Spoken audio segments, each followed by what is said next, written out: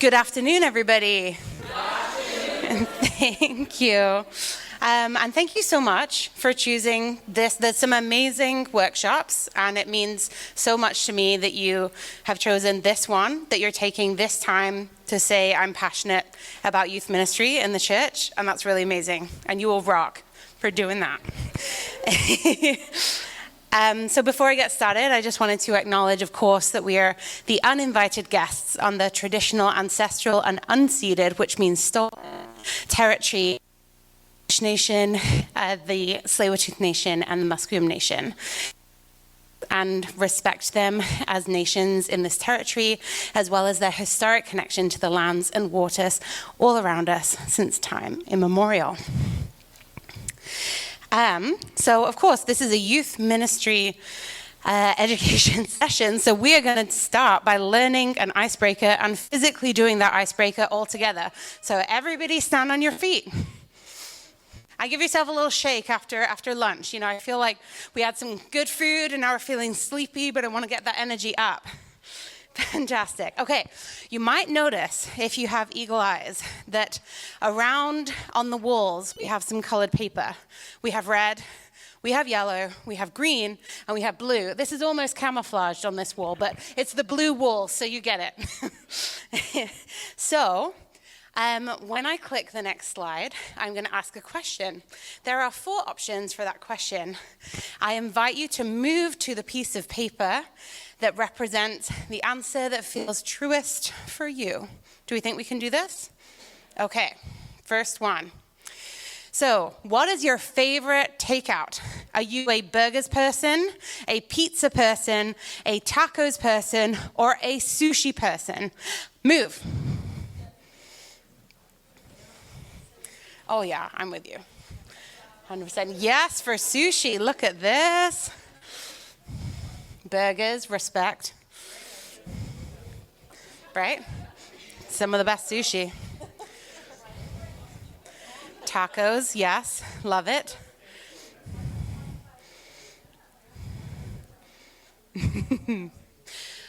Are we all sort of feeling pizza over here? Yes. Pizza people, I love it. Okay, stay where you are. I'm going to ask the next one. What is your favorite ice cream? Is it strawberry, vanilla, mint, or chocolate? Move. I'm curious how many people are going to stay in this section. Yeah. Me too. 100%. Yeah. Yeah, and then get ice cream. Okay, excellent. Oh, I'm seeing loads over the mint section. Respect. Not my personal choice, but I'm not going to yuck your yum. Good job. Okay. Are we ready for our next question? Okay. What is the best part about church? Is it the Eucharist, the community, the building, or the sermons? Move. Oh. Mad respect. I'll tell Jonathan.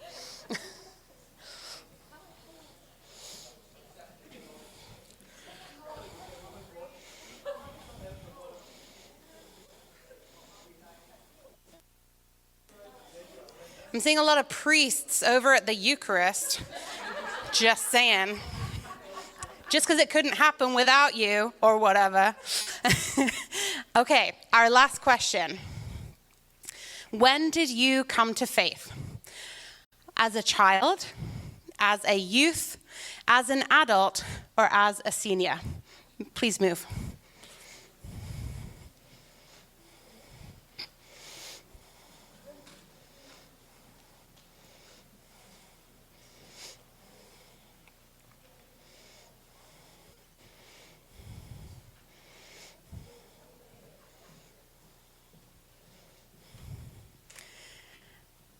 So I'm not going to answer this question, but I'm just going to leave you with, I wonder if we all remembered where this demographic is falling, how much of the ministry that's happening in our church is actually aimed towards the places in which more popular groups in this room are moving towards in their faith. Isn't that interesting?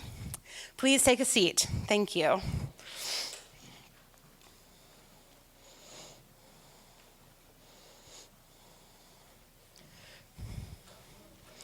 And while you're doing that, I'm going to go over our very formal looking lesson plan.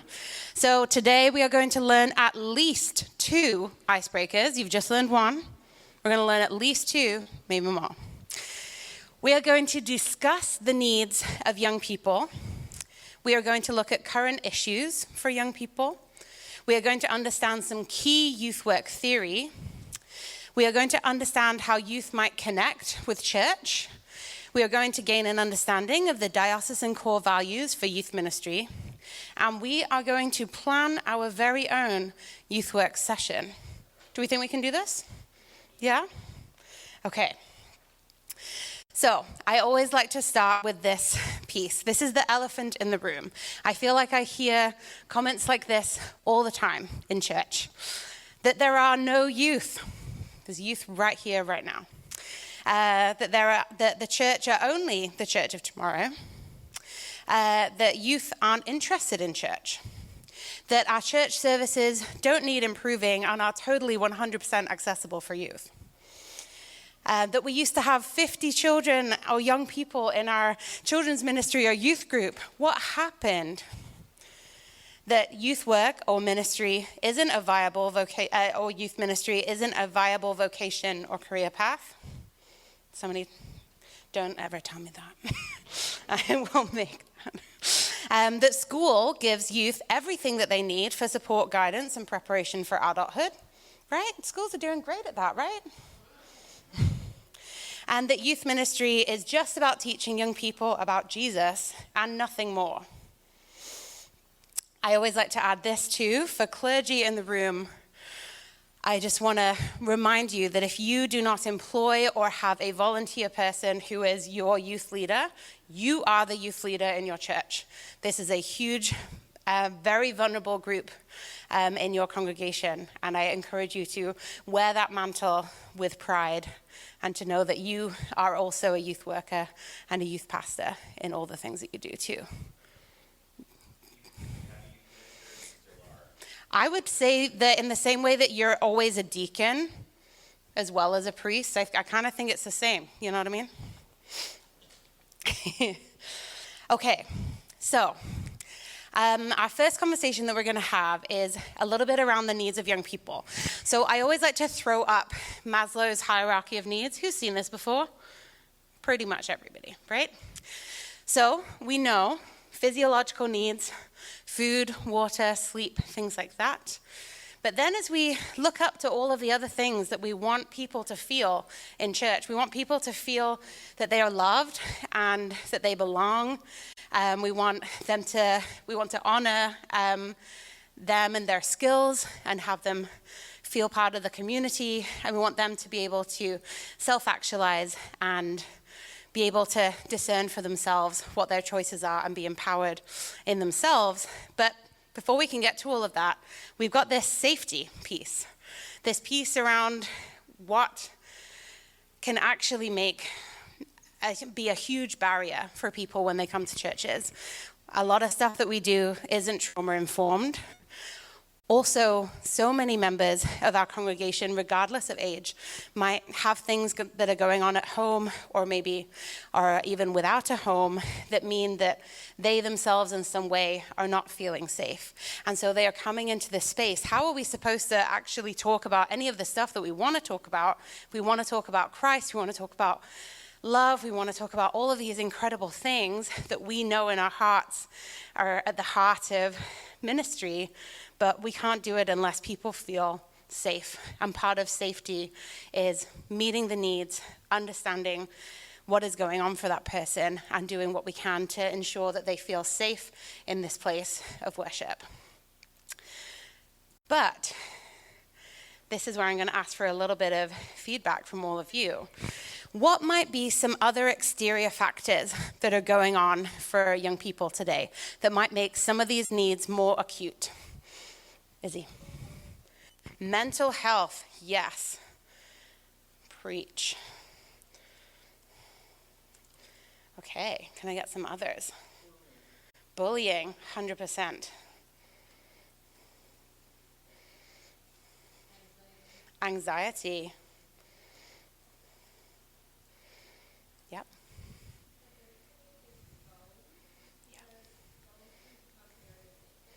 Yeah.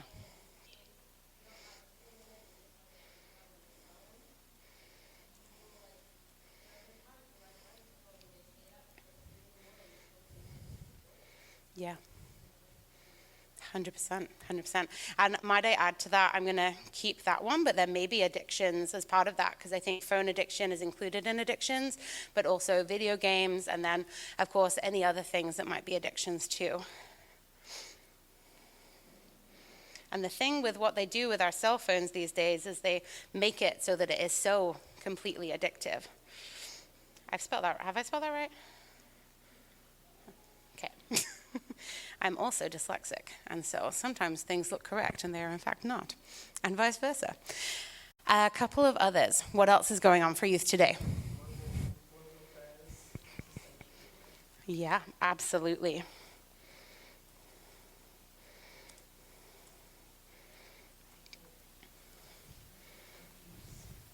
%. And do you mind if I add trauma to that as well?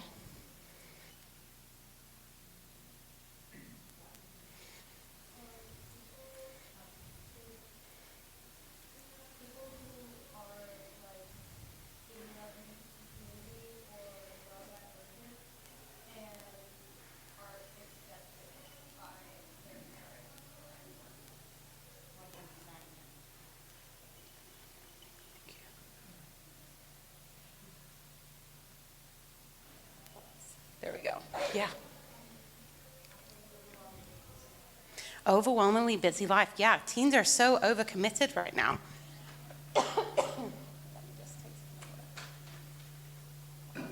And then I saw your hand over there. I have my handout say they have to work in order to survive. Yeah. They need the money, they need the opportunities, and they're often on weekends. Absolutely. Committed. And I'm going to add to.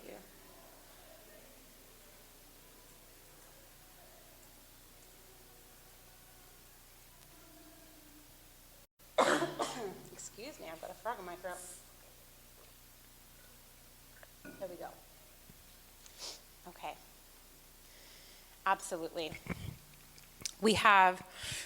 I'm sure that there's so many other pieces that aren't on here as well, but I just think in this time and place, it's really important to know what these factors are that a young person might be bringing with them, and what might be going on at home. And they're coming into this space carrying all of these pieces, and what are we doing to meet them where they're at and support them through these pieces? It's really in there. There we go. This is one of my favorite books about youth ministry that when I was studying my bachelor's, I think I quoted it in every single essay, called Accompanying Young People on Their Spiritual Quest, by Maxine Green and Chandu Christian. So, Jesus exerts no pressure on the followers to explain, but gently and sensitively gives them the opportunity to talk about the past few days. Accompanying is especially useful for people when they are trying to think things through, reorder or reprioritize their lives.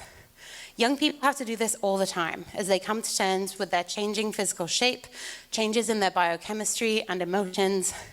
They also have to manage the changes in their role within the family, choices about relationship, choices about career, choices about style, music, and identity.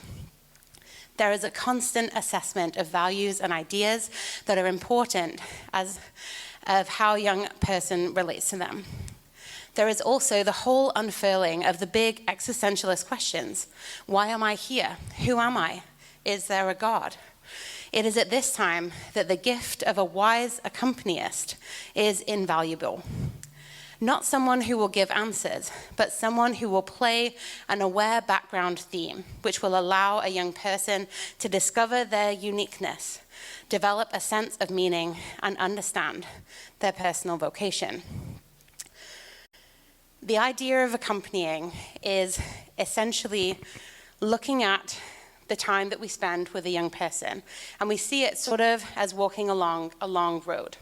There might be visible markers along the way, and those can be things like the youth group meetings, the retreats away, the special events, but actually the things that mean the most is the journey together, is the conversations, so sorry, is the conversations that happen along the way on the journey, like the road to Emmaus. It is those conversations that are so transformational, that give youth a space to be seen, to be their true, authentic self, and to feel loved and valued.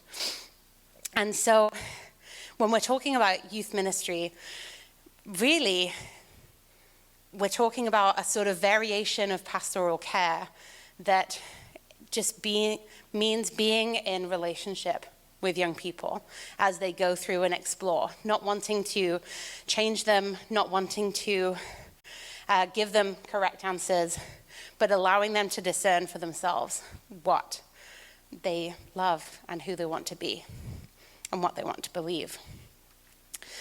And part of this is a little bit of youth work theory called informal education. So with youth work being so relational and happening in unplanned places, why would you ever plan anything? Why would you ever hire a youth worker?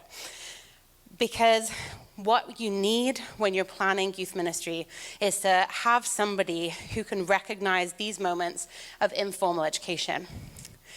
So formal education is what happens in schools. It's what is happening right now, is structured teaching. Non-formal education is something that happens in sort of a guided discussion group, a lot of what we're kind of doing today. But informal education happens through the conversation that you're having when you're baking bread together, through reflection, relationship, through playing a game and coming up with some in-joke that still carries on for years later on, because a young person is then able to have some of these real conversations and learn so much more through those experiences than maybe even in school. This is one of my favorite pieces of youth work theory as well, which is Hart's ladder of participation. So when we're looking at youth ministry in the church, we don't want young people to be tokens. We don't want them to be decoration. We want young people to be full members of our congregation. We want them to work their way higher up the ladder. So at the bottom, we've obviously got young people are manipulated, young people are decoration, young people are tokenized, young people are assigned and informed, young people are consulted and informed, adult-initiated shared decisions, which is getting better, but what we're aiming for is right at the top, is young people and adults share the decision-making. And how much in our church structures do we actually allow that to happen?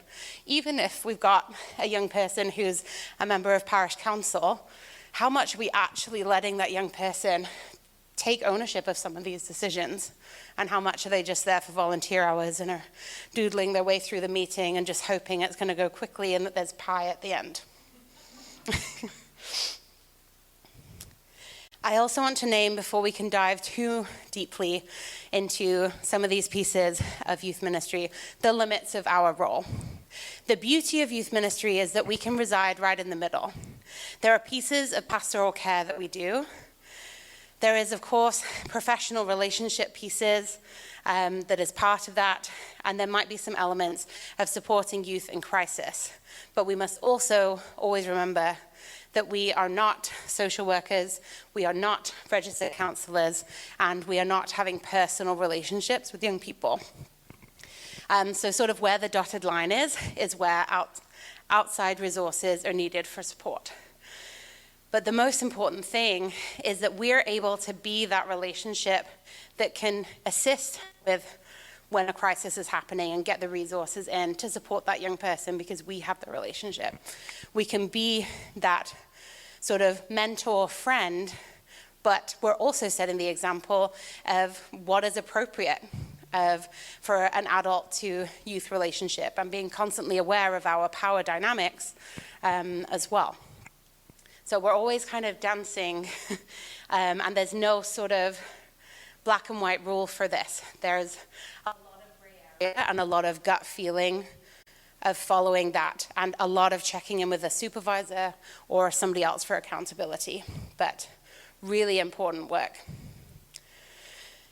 This is where we're going to dive into the core values for youth ministry.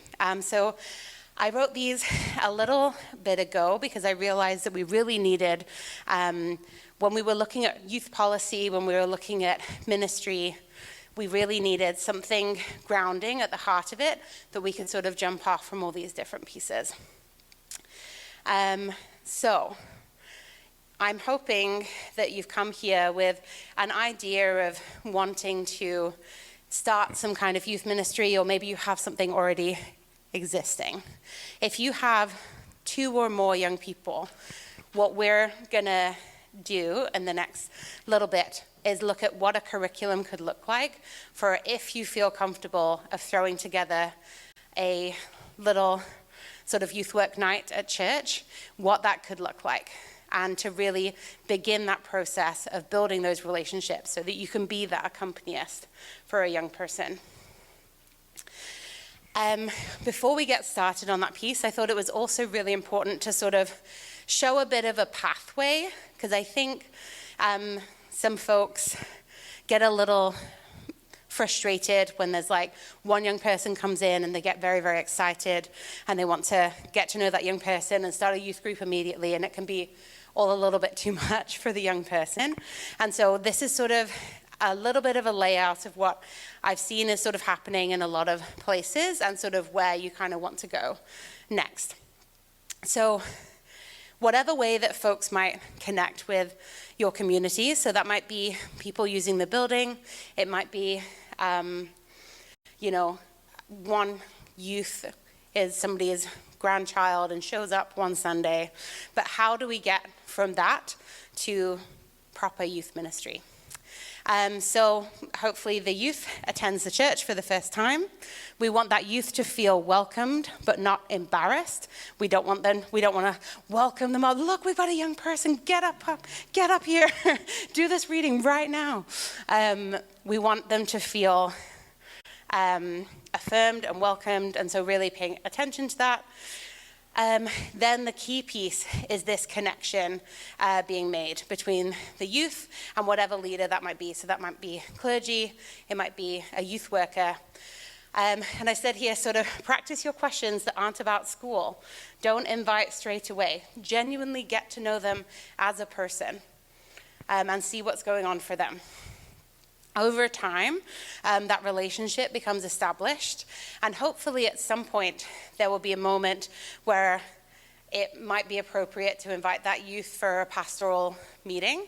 That could be wherever that youth feels comfortable. It could be at their house and visiting with their family. It could be at a coffee shop, whatever it is, keeping in mind the sort of dynamics of like potential power dynamics, but then also gender roles as well, as to, say, a much younger female-identified young person and a much older male might pose issues for that young person. You just want to not take anything personally, but be conscious of what can we do to support that young person, but have somebody that they can have a relationship with and establish that as a safe, appropriate, professional relationship.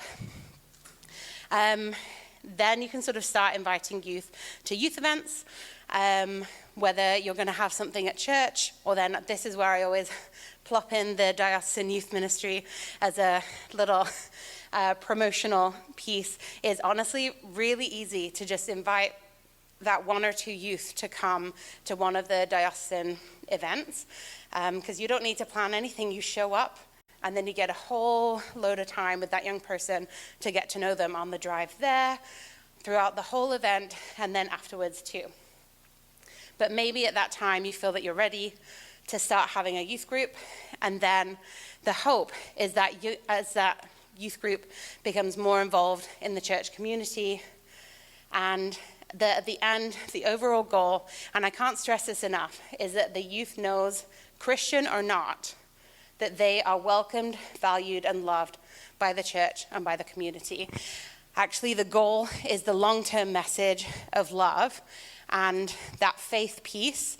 We can't make a young person believe anything, right? And that might be our hope, but God works in God's own time. But what we don't know is how much the experiences that we provide a young person are actually going to mean to them later on in life. So maybe right now they're not feeling that they're super into organized religion, and that's okay. But maybe when they're 30 and they lose somebody in their life, or maybe they want to marry the person that they love, or they want to start a family in some way, they might come back to the church knowing that they are loved and valued. So that is always the long-term goal. I always want to hammer that home. Okay, are we ready for our second icebreaker? Okay, I would love for you to stand up and just stretch for a moment. We've been sitting for a long time. And then silently, in this space that is sort of between the doors this way, so let's start over this way, I want us to line up by age. And I would normally hate bringing this kind of thing because we're about multi-generational stuff, but this, for our next activity, is very important, I promise. And a good opportunity for you to practice your nonverbal communication, because you'll be doing this silently. So we are going to have the youngest person in the room is going to be here, and the oldest person in the room is going to be over this way. So, and then we will reveal. So go, move your body, and let's organize.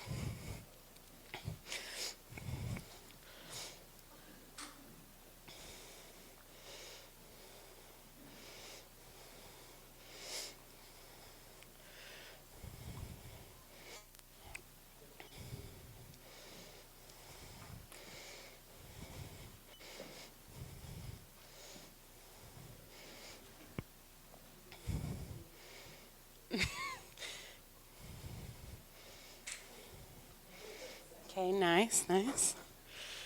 I think I'm around here.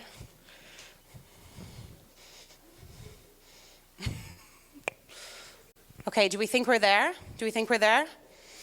Okay. This is the beauty of the tapestry of church, by the way, multi-generational, celebrating all of these people. I think this is amazing. Good job. Okay, are we ready? I'm going to start over here at the youngest. How old are you? 9. You're 9. 14.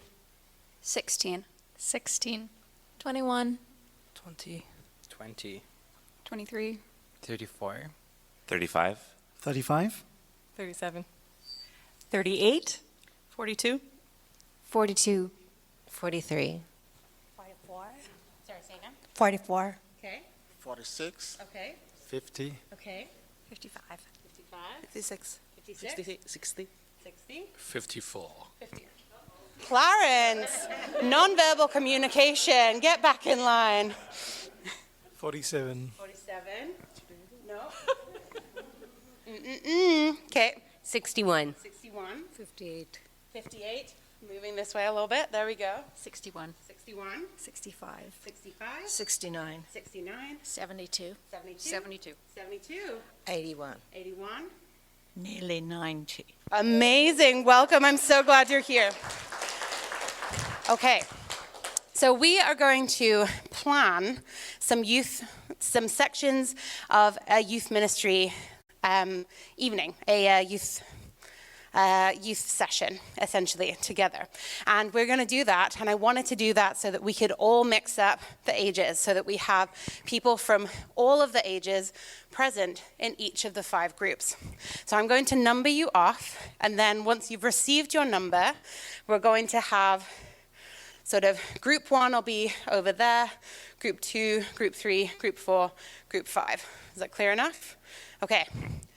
1, 2, 3, 4, 5.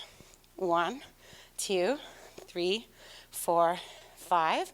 1, 2, 3, 4, 5. 1, 2, 3, 4, 5. 1, 2, 3, 4, 5. 2, 3, 4, 5. 1, 2, 3. Okay, do we think we can move to those areas and meet your new colleagues that are from all ages? Yeah, way over there.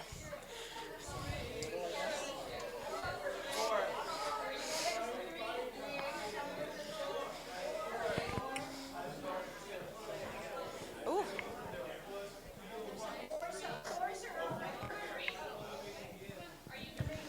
Oops.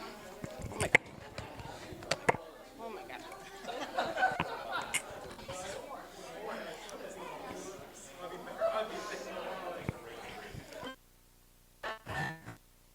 Okay, if you would like to grab a chair and be in your group,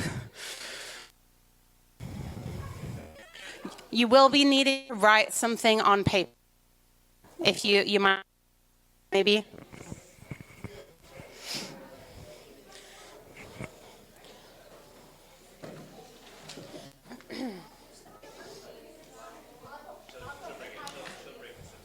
Yes, yeah, 100%. Okay. Perfect. There we go. Okay.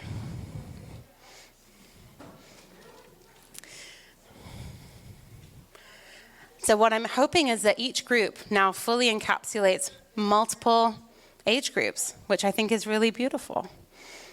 I'm sorry if anybody felt publicly shamed in sharing your age, but this is a safe space. You are loved, valued, and deeply respected, and thank you. Okay, so these are the core values for youth ministry.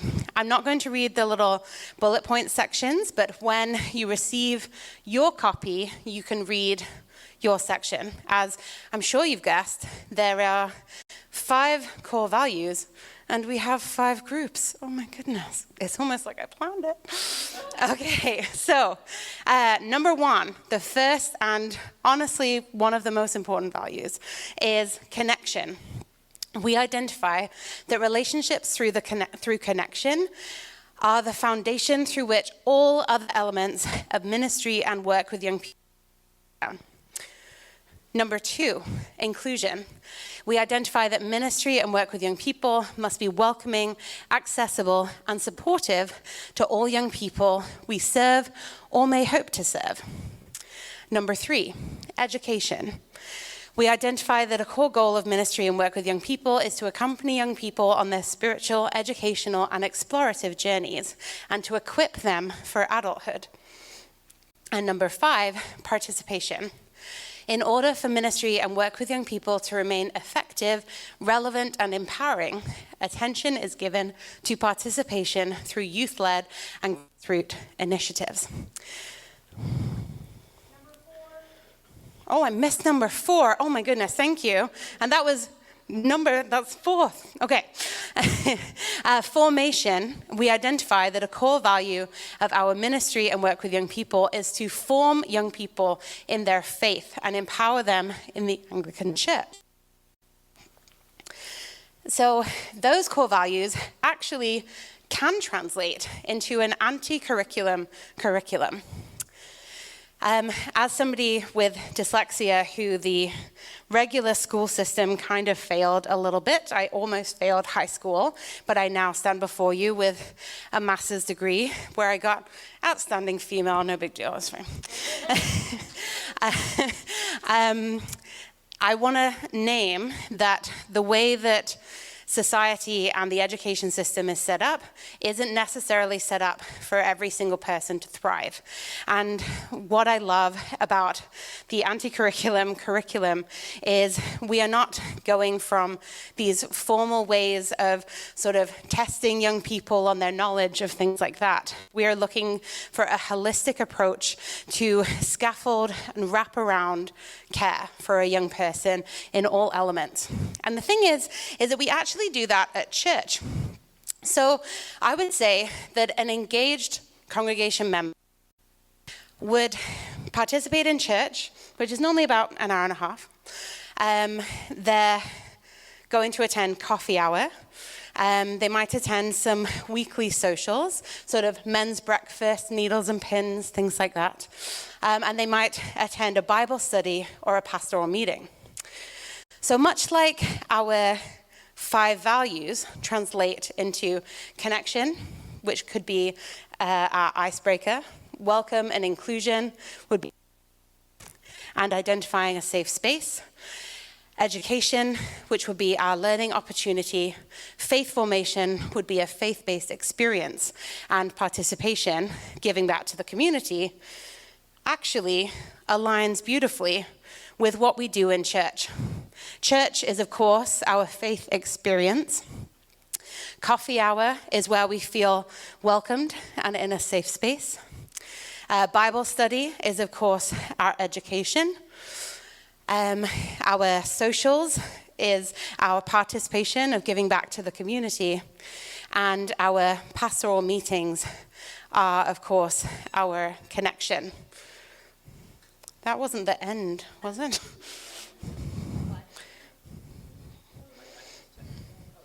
Ten minutes, perfect. 10 minutes is exactly what we need. Good, okay. So this is where it's over to you. So I'm gonna adjust this, I'm gonna give you 8 minutes, not 10 minutes, because I want you to feed back. But we are going to build our anti-curriculum curriculum. So I'm going to come round. You don't need to do this whole sheet, but I would love for you to, in your number of group, so connection is number 1, you're going to be coming up with an icebreaker. Number 2, you are going to be thinking about how you can make a space welcoming.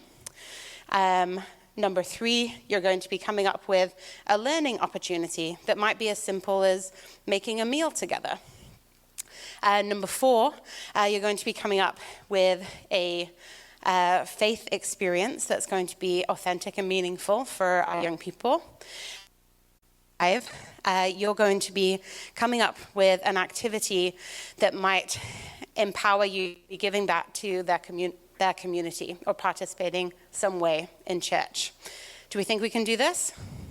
Okay, I'm going to bring round the papers, but please start discussing.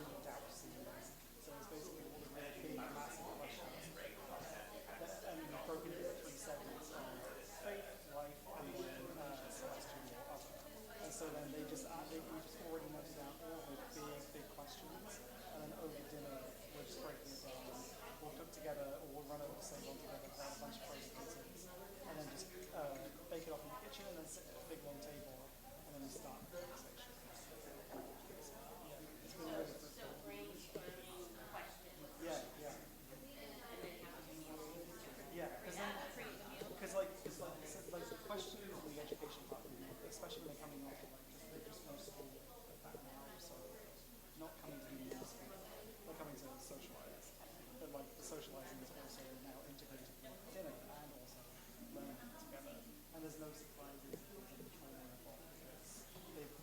questions together, and they have because they know, I just want to come back and discussing suffering in the Bible, or suffering in your life, like I don't know that. So making sure you attend, or they can actually monitoring as well, it doesn't feel jumped on. It depends on their mood. We usually kind of like gauge it out during like as soon as we meet, we'll like do our little I'm an ex-drama teacher, so we always start with the drama game.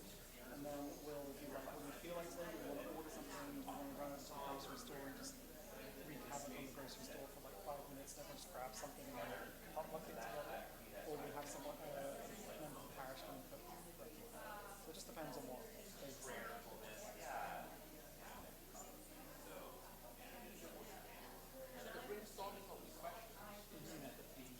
The time is up that you have is on the board. We do like This is one your session time. where we're like, this is our planning session. And it's usually like, because we break it into like almost semesters. So like this season we're going to talk about this stuff. And then like we'll start a new in September. So we'll try and make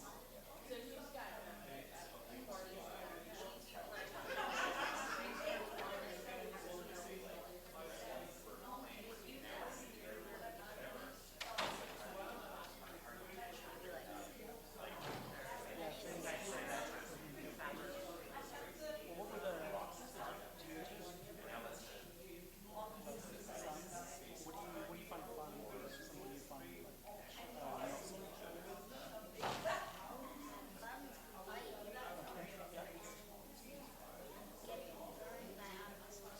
That is not fun. That is yeah, that's that I would agree with that.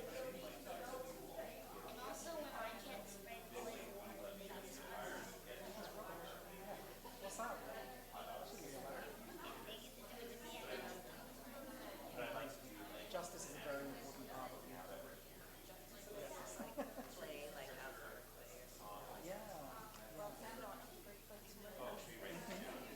It's like, I guess you wouldn't want to finish school today and then go and do another 2 hours of school at church. That would kind of be very sad. Yeah, exactly. Yeah.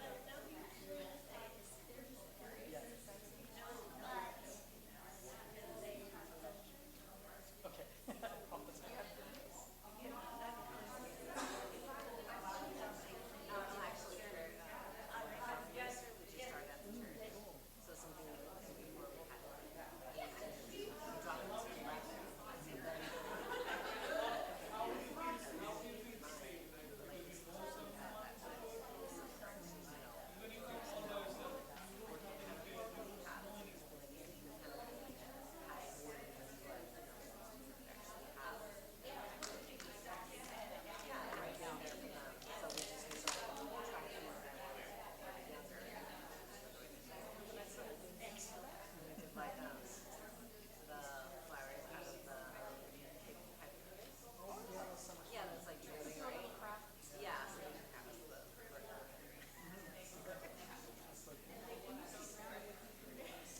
So I just from what like my acting training and then going to drama school and then teaching 4 years of high school drama. I have basically infinitesimal and drama being good for like different levels. So like that Four Corners one is very similar to one that I run. Anything that kind of is incredibly silly but also structural I tend to do. So a lot of movement stuff and then a lot of we do like one with the world map. We like zoom out a big fake world map on the floor and just envision it together, which helps me learn my geography better. And then we just go places that we dream to go, places we had a first location, and we all get to share stories so we learn about each other at the same time. Yes, yeah.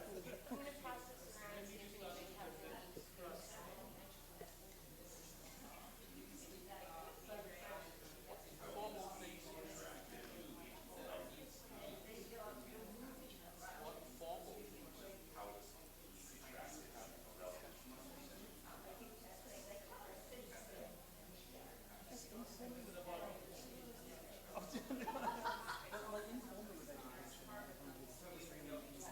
Like that's the discussion.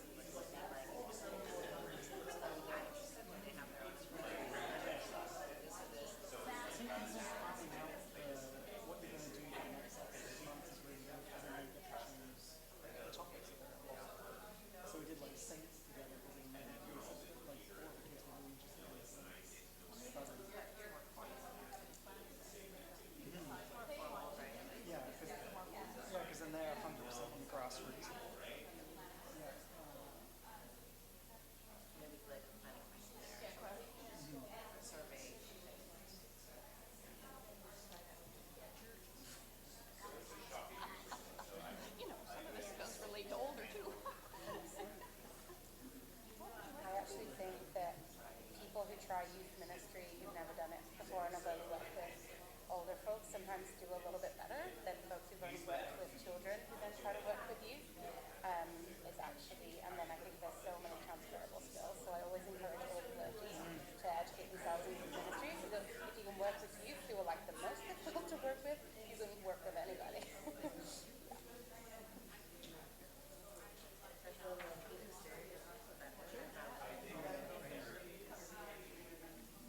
30 seconds.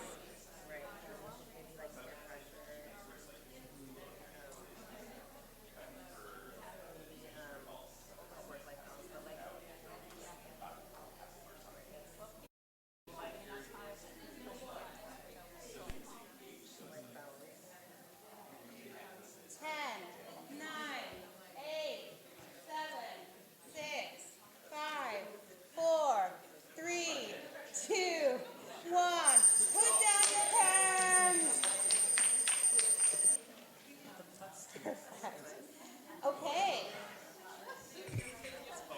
All right. Excellent, excellent work, everybody. Now it is your opportunity to feed back to the group, and we're going to build this youth ministry session together.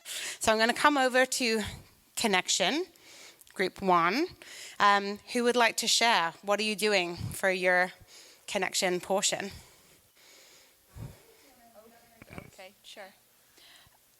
Our icebreaker game was 21 questions because it allows you to bridge the sort of uncertainty or reluctance to talk that you might get when you're talking to a new person, because you're just having fun playing a game. But you also get to know people, and like it was suggested that you put a random book or something on a piece of paper and stick that to their back. So you have to work together to figure out what that thing is, and it can address a sort of need for connection, even if it is just a little bit of fun that then shows the person that, oh, you're not a scary, imposing adult, and you can go have important conversations later. Yes. Okay, thank you. Can I get a round of applause for the Connection group? Okay, number 2, inclusion. Who's going to speak? I think you want to. I can see it. There's 2 things. For how you will make the space feel welcoming, we have decided that a visual indication that everyone is welcome, like a pride flag or something like that, that will like visually show them that you're accepting of them. And for stuff that you can say is you can like acknowledge mistakes that you've made in the past. You can like confirm that everything they say will remain confidential. And one of the big things is you just need to let them talk. Thank you. Can I get a round of applause? Please, yes. And confidentiality just always has boundaries of when a person is at risk to themselves or others. There are certain things that we cannot keep confidential, but a person knowing that you're a safe person to talk to is so important. Okay, number 3, education. Who's going to take the lead? I think I can guess. There you go. I guess. You got this. So we were talking about brainstorming questions and then having a meal together to discuss it together. So finding it very important to include all the youth in the decision making, so that way they're more into what the event would be. And some acute exterior issues would be family issues, peer pressure, having that balance in life and their work and sports and everything. So other things that would do to meet these needs that we're thinking, cooking together, right? So there's different events that they can do, either have someone from the community that can help them, or they can choose what meal to get and go shopping for it together. The formal discussion would be, the youth-led planning, right? Having them being involved and feeling important and heard, right? Very important. And then things we would need would be, food and drink, and do it together, and learn how to shop together, and different things like that. Amazing. Can I get a round of applause for our education? All right, formation. You can take it away? So for formation, we were thinking about creating like some sort of spiritual practice together. We were talking about addressing kind of the need for silence and spiritual connection among young people. We were talking about making sure it's intentional and planned, setting aside space and time for it. And it could be like maybe going to the beach somewhere different or in a church, a prayer, a meditation, maybe some music, going for a reflective walk with some direction. And yeah, so I'm trying to read my own writing. Talking about listening, talking about getting to know your audience. So like the group, so like you can cater the spiritual experience to your group. And we're talking about things that you might need is like a candle to set the space, maybe some music, a leader who's prepared and who's like in charge of that moment. And just if you are doing like a piece of scripture or a poem, having like it printed out as an accessibility thing. Can I get a round of applause for formation? Thank you so much. And then last but by no means least, the first shall be last, the last shall be first. We've got participation. Who is going to speak over here? There we go.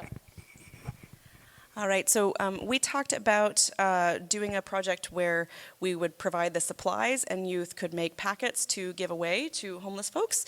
And so then that would give them the opportunity to make the packet, to learn about the issue, and then also to take that home, and then when they encounter somebody, have a meaningful interaction. Can I get a round of applause for these guys? Thank you so much. All right, we are really short on time here, but I'm just going to finish up. So in summary, you got this.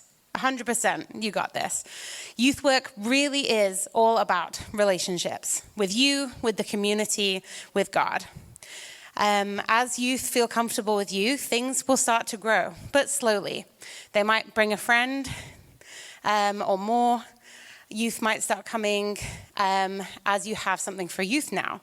Don't fall into the trap of not having something for youth and then saying that there's no youth. If there's nothing for youth, why would they come? Less is more. What years of deep, in-depth planning sessions has taught me is that things don't always go to plan, so go with it. Let the youth take the lead. Things will take time, like seriously 3 to 10 years. This is about laying the groundwork. It takes 3 years to see the full potential, so do not lose heart in year 1. Grassroots. Do you have children in your Sunday school? They gotta grow up sometime. Look critically at your church services and your buildings and the accessibility for all kinds of people, but especially young people. And ask for help. Come and connect with me or the DYM, or come to an event and see how meaningful connection can be both easy and transformational. I'll leave this slide up at the end, but it's just in case you're interested in further education or training. These are things that I think are really important to know or do if you're gonna start work or continue work with young people. We do have some posters printed out for our next DYM event, which is coming up at the end of the summer until all are fed. But that has been my workshop, and you've got this. Thanks so much, everybody. And I think we need to immediately head over